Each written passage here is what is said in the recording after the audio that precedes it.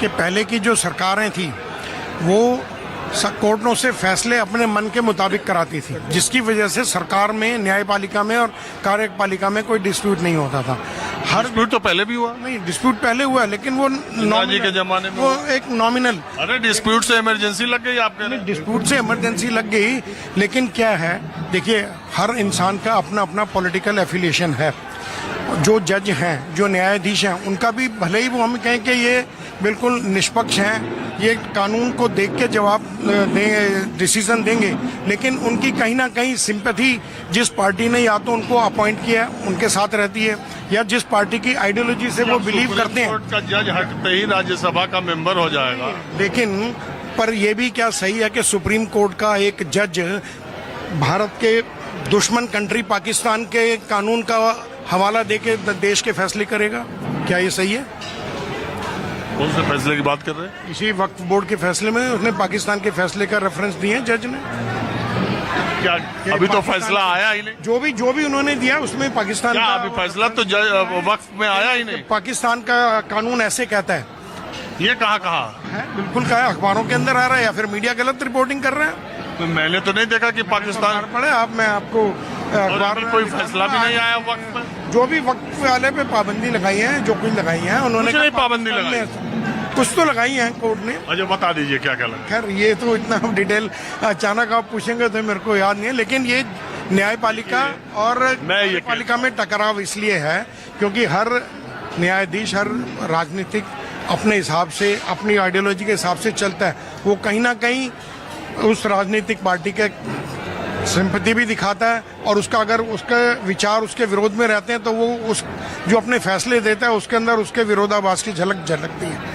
देखिए, देश में पूर्ण सत्ताधारी दलों की सरकार जब देश में रही, तब एक आरोप उसके ऊपर लगा है कि वो संविधान को अपने हिसाब से, अपनी व्याख्या के हिसाब से चलाने की कोशिश करते हैं, और उसमें संविधान खतरे में तो शब्द सबसे ज्यादा आजकल चल ही रहा। आप रह गए थे सर, तो मैं आपसे ये पूछना आप ही रह गए सारे लोगों में, तो मैं ये आपके आप भी बैंक से? हम सब कैनरा बैंक से रिटायर्ड हैं। अरे सब कैनरा बैंक वाले। ये आप लोगों के आज यहाँ इकट्ठा होने की कोई खास वजह? नहीं, हम लोग की बाई मंथली मीटिंग होती है, चाय पे गॉसिप होती है, हम लोग एक दूसरे का सुख दुख शेयर करते हैं, और आगे की कैसे क्या करना है, किसका बेटा। राजनीतिक चर्चा भी करते हैं। राजनीतिक जो लिस्ट बहुत है, हम लोग मार्केट चर्चा करते हैं। शेयर हमारे एक्सपर्ट हैं। अच्छा, शेयर भी तो बड़ा तेज गिरा था लेकिन संभल गया। हमें उसमें ज्यादा जानकारी है शेयर मार्केट में। अच्छा, ये जुडिशरी का मामला है ना, जुडिशरी में मामला और जो कार्यपालिका में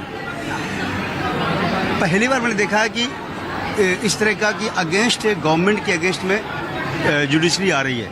पहले कभी ना, बहुत सारे लोग कहते हैं कि गवर्नमेंट के अगेंस्ट तो आ ही नहीं रहे। अभी खाली एक केस जो चंदा वाला था, कुछ लोग ये भी कहते हैं कि जुडिशरी तो खुद ही उसके केस ऐसे नहीं आ रहे। चंदे वाले केस में सरकार की लाख कोशिशों के बावजूद वो चंदा का उनको करना। इस प्रेजेंट सिनेरियो में जो ये क्वेश्चन उठा कि राष्ट्रपति को एंड उपराज्यपाल को एक लिमिटेशन दिया गया कि विद इन 3 मंथ्स आपको डिस्पोज करना ही कम, क्या वो उनकी तरफ 3 उंगली नहीं उठती है? अगर एक उंगली राष्ट्रपति की तरफ है तो 3 उंगली उनकी तरफ होगा, 4 उंगली है।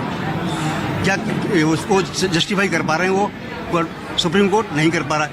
नॉर्मल पर्सन के लिए कोई सुनवाई नहीं। एक अगर हाई फाई केस है उसकी दिन रात 12 बजे भी मीटिंग हो जाएगी, रात बजे कॉल हो जाएगा, सुप्रीम कोर्ट सारे जज आ जाएंगे, सब आ जाएंगे। लेकिन अगर नॉर्मल केस है वो तो लंगर ऑन होता ही है और 50 साल चलता है। मैंने एक केस लड़ा है 1992 से लेके और अभी तक लगभग 2019 तक। आप हर्षद मेहता केस 1992 का केस है।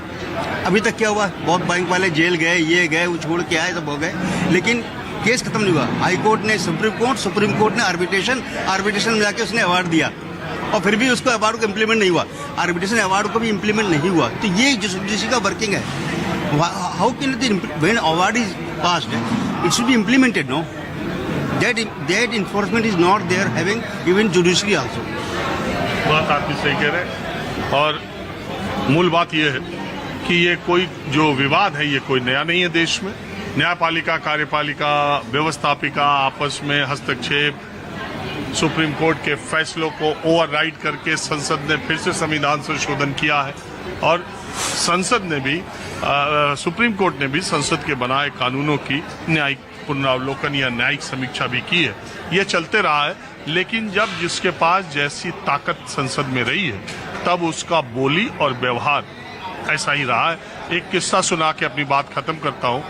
जब इंदिरा गांधी देश की राजनीति में बहुत ताकतवर थी, जब इंडिया इज इंडिया कहावत कही जाती थी, जैसे आजकल है, अगर आप बीजेपी के खिलाफ बोलते हैं तो आप देशद्रोही भी हो सकते हैं, अगर आप बीजेपी के खिलाफ बोलते हैं तो देश के खिलाफ बोलना माना जाता है। ठीक इसी तरह का माहौल उन दिनों भी था और इंदिरा गांधी के करीबी जो लोग थे वो इंदिरा गांधी को देश का भाग्य मानते थे। एक बार सिद्धार्थ शंकर रे, मैंने एक किस्सा पहले भी सुनाया, चूंकि इतना भारत की राजनीति में ये फिट बैठता है। सिद्धार्थ शंकर रे जो इंदिरा गांधी के बहुत करीबी माने जाते थे, उनकी कोठरी के थे, वो हरियाणा के मुख्यमंत्री बंसीलाल के पास गए और उन्होंने कहा कि मैं एक प्रस्ताव लेके आ रहा हूं बंसीलाल, आप इसका समर्थन करते हैं?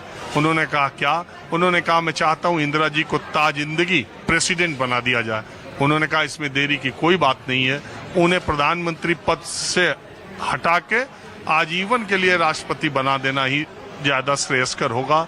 यानी यहाँ तक एक निर्वाचित मुख्यमंत्री एक राज्य का सोच रहा था, चापलूसी की हद में मान लीजिए या अपने नेता के प्रेम में मान लीजिए कि उस संविधान की जो मूल व्यवस्था उसको खत्म करके इंदिरा गांधी को प्रेसिडेंट बना दिया जाए, राष्ट्रपति बना दिया जाए, जब तक कि वो जिंदा रहेंगी उस पद पर। इस तरह का अगर कोई प्रावधान आए तो वो उसका समर्थन करेंगे।